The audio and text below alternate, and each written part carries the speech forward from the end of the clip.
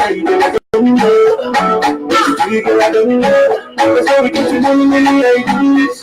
We get to come to I should be like a little anything I'm gonna do. Please don't leave me there. Don't leave me there. If you hold me tight, treat you right. Tell me when I'm put us under. bó ṣe máa dé náà nìyẹn. ẹ kú ìrọ̀lẹ́, ẹ kú ilé, ẹ kú àti làákíní bá a bá ti rí ní tipẹ́. Fọlájì Oyètáyọ̀ mo dé nìyẹn gẹ́gẹ́ bí ìṣe mi. ẹ kú ìkàlẹ̀.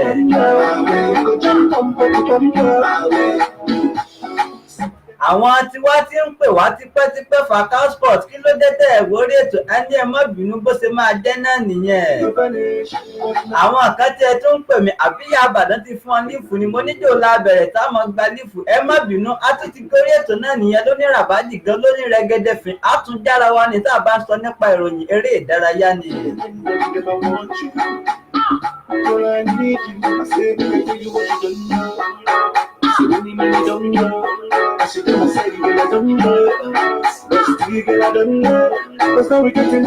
ẹ̀yin tẹ́ ń darapọ̀ mọ́ wa ìkànnì ìbílẹ̀ rédíò online tiwantiwa àti tv náà la wà tá a ti ń dá yín tán nípa ìròyìn eré ìdárayá ni.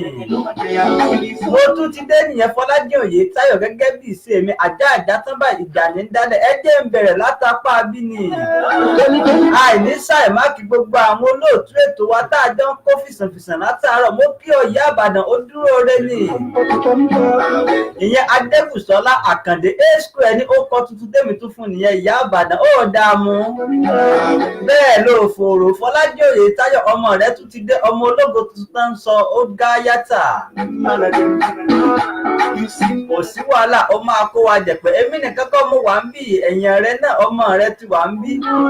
àwọn ọmọ tó ń fa dìde láti ilẹ̀ fọkànbalẹ̀ ẹ máa kó wa jẹ̀pẹ́. ìyẹn lẹ́gẹ́lẹ́gẹ́ pìrìsẹ́ńtà nígbò bá tásìkò àtúnjọ ṣe ni. lórúkọ olóòtú ètò yìí Adébùsọ́lá Àkàndé tí gbogbo yẹn mọ̀ sí Ìyá Ìbàdàn mo tútù fi kó kọyín lónìí A-Square ní láti lápapá abẹ. Fọlájì Oyètáyọ̀ lórúkọ mi Fakao Sport. ẹjẹ́ ń tilẹ̀ kó gẹ́gẹ́ bí ìṣe mi. ó ń lọ lọ́wọ́lọ́wọ́ bá a ṣe ń kọ̀wé ẹ̀. ìdíje Nigeria Women League lọ́wọ́ tá a wà ẹ́ nì. ìdíje league àwọn obìnrin lórílẹ̀‐èdè wa Nàìjíríà. ẹjẹ́ ń sọ fún wa pé ìdíje wa ó ń lọ lọ́wọ́lọ́wọ́. Ọ̀ṣun Babes wọ́n ń lọ́kìtì papọ̀ ní pápá àṣeré tìlú Òṣogbo bí mo ṣe ń sọ̀rọ̀ yìí. àwọn àti Adámáwá Queens lọ́wọ́ tá a wà ẹ́ nì. ṣùgbọ́n èsì ìfẹsẹ̀wọnsẹ̀ tó bá tẹ̀ mí lọ́wọ́ láti pápá àṣeré màá jẹ́yìn tiwa tán kanlẹ̀kanlẹ̀ ni. bí nǹkan ṣe lọ Fọlájì Oyètáyọ̀ là ń bá dọ́gba ẹjá kúrò lápá abẹ. ṣùgbọ́n láàárọ̀ láago 8 ó ti gbẹnu tán ni. ìdíje Ọ̀ṣun Aiteo FA Cup eléyìí tó ń wáyé nípínlẹ̀ tiwa ń bí ni. níbi tí ikọ̀ tẹ́mi jà fún Ọ̀ṣun United. wọ́n ti sáré fìyà jẹ Ọmọlójú Boys àmì ayò 2 gbẹnután ni. àjọ wà ń bẹ̀ ni ó gbẹnután ẹgbàlá àkọ́kọ́ yẹn fọ́sà àmì òdo ló bá dé. ṣùgbọ́n nígbà tí wọ́n á di ìpele kejì yẹn second half ni Ọ̀ṣun United wọ́n jẹ́wọ́ ọmọ ọkọ̀ àmì ayò 2 tó gá yàtà. òun ni wọ́n fi jáwé olúborí. àní òsì láì dènà pẹnu a ti lọ sí ìpele tó kàn. gbọ́ mi dáadáa Ìyá Ìbàdàn ọlọ́njà mọ́ ohun tó máa ṣẹlẹ̀. bóyá Shooting Star la máa bá pàdé àti ìmúrí ọwọ́ tá a wà. wọ́n ní kò lè ṣẹlẹ̀ kò sí wàhálà ọlọ́run lóde. bí nǹkan ṣe ń lọ wẹ́rẹ́wẹ́rẹ́ là ń bá dọ́gba.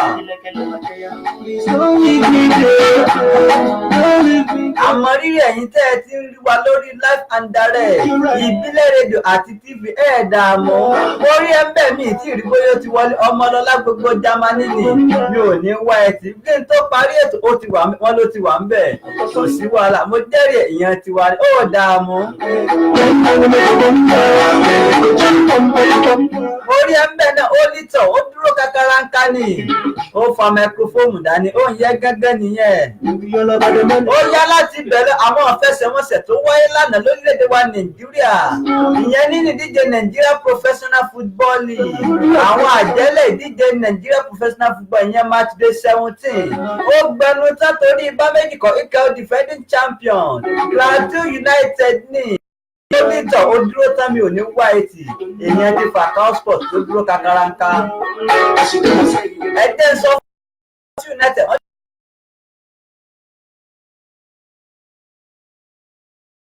international ṣé ẹ mọ̀ pé wọn ò tí ì pọkàn pọ̀ ẹni torí ibà méjì kọ́ wọ́n ń gba ìdíje CAF Confederation Cup wọ́n sì tún kópa ní ìdíje Nigeria Professional Football League.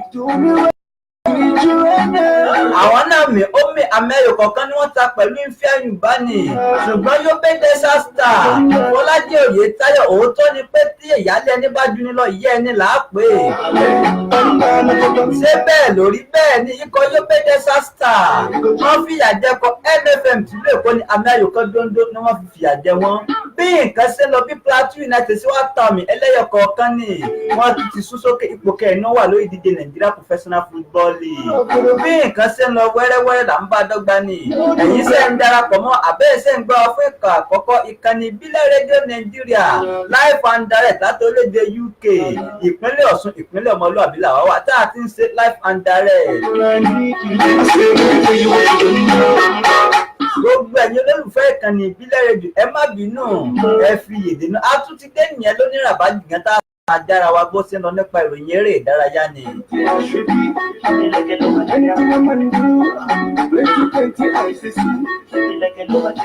Mo rí ẹgbẹ́ ojúrere ọ̀gá mi Asisat Travel and Tour òun ló wà nídìí kọ́ńsọ̀ wa ń bí bí Àbàdàn ṣe dúró ní UK òun náà dúró tì mí gbágbágbá ó dààmú bẹ́ẹ̀ ni mi ní wẹ̀ àti màmá wa tá a jọ wà nílé agbára àti ẹ̀ tí ìmọ̀kàn tí wọ́n jà kò sí wàhálà wọ́n ní kí n tó parí ètò àwọn òjò tẹ̀ mí lọ́wọ́.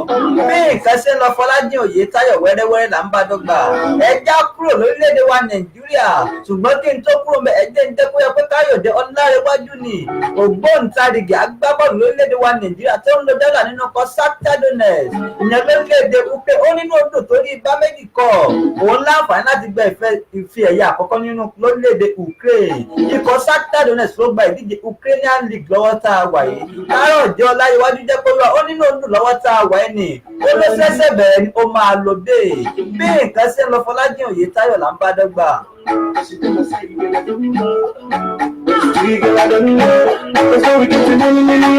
Wọ́n ti là wọ́n kalẹ̀ àwọn adìẹ ìmú tó gbẹnu tó dúró re ni ìyẹn lórílẹ̀‐èdè Poland yìí díje Poland League ni sí ìyàlẹ́nu ògbóǹtarìgì adìẹ ìmú wa tó ní Ebue ó wà lára àwọn adìẹ ìmú tó gáyẹ́tà ilé tí wọ́n là kalẹ̀ lórí ẹgbẹ́ Ọmọlọ́lá láti orílẹ̀‐èdè Germany mi ò ní wá ẹtì bí nǹkan ṣe ń lọ lápá abẹ là ń bá dọ́gba ni ẹ̀yin ṣẹ̀ṣẹ̀ ń darapọ̀ mọ́ ìbílẹ̀ rédíò lẹ́wà ẹ̀ sì kan ni mú ìkànnì tó ń sọ ìkànnì tó dúró kákàràǹkà ni ó tún gbé lórí òfurufú torí ibà méjì kọ́ lóyè tó lè máa transmit live and direct lórí afẹ́fẹ́ ni ṣé kèrè mi ni mo rí ẹgbẹ́ ìyá Ìbàdàn mi ò ní wá ẹtì ò wálẹ̀ bó o bá sì wá gan ó wá fà àwọn èèyàn lọ́wọ́ sókè ni tora àti kọ́ pé àwọn tó máa tara rẹ̀ jẹ́yàn ó pọ̀ ó dúró re ni kò sí wàhálà Ọlọ́run lóde up shooting up star.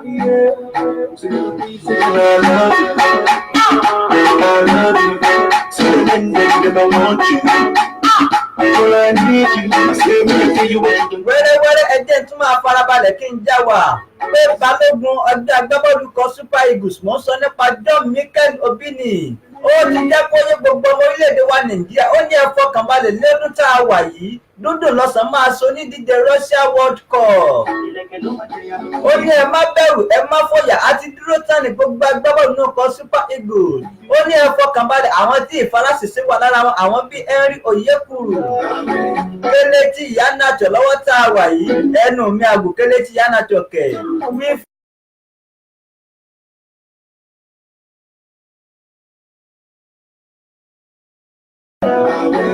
Ó ní ẹ fọkànbalẹ̀ láìpẹ́ lẹ́yìn wọn máa tó dé ni lórílẹ̀‐èdè Russia wọ́n máa mọ̀ pé orílẹ̀‐èdè kan wọ bẹ̀ ní ìtàn pè ní Super Eagles tàlẹ́ni tó ń sọ bẹ́ẹ̀ John Mikel Obini bẹ́ẹ̀ náà làwa náà ṣe lámìká ṣe dáadáa ni ká tí ẹ fi tan balẹ̀ torí kò tí ì sí ikọ̀ kan lórílẹ̀‐èdè Áfíríkà ẹ lọ wò wá tó wọ ìpele semi-final ìdíje àgbáńlá ayé ni ikọ̀ tí ò bá ṣerú ẹ̀ ní orílẹ̀‐èdè Ghana lọ́dún 2010 ṣùgbọ́n sí ìyàlẹ́nu yẹ kó wọlé